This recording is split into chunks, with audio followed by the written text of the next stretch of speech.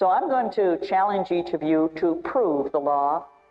I'm going to ask you to write down, after you leave today, a desire of your heart. And I'm going to ask you to go home and make yourself a little bank. Take out one of those plastic containers that everybody has stuck under the shelf and make a little bank out of it.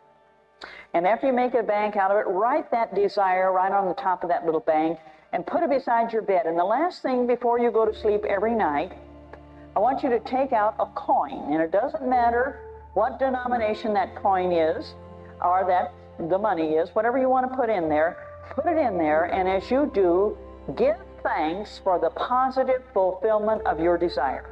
Name your desire and give thanks for the positive fulfillment of your desire. Every time I feel myself not receiving what I really want to receive, I practice this. I practice this. And I usually practice it for about 40 days, sometimes 30 days, sometimes 40 days. The exact number of days is not significant, except it has to be over 21 days. Because it takes 21 days to do what? To convince our subconscious mind that we really mean business. And then at the end of those days, give that bank to whatever channel of God's work and workers or whatever God's good that you want to see that going to.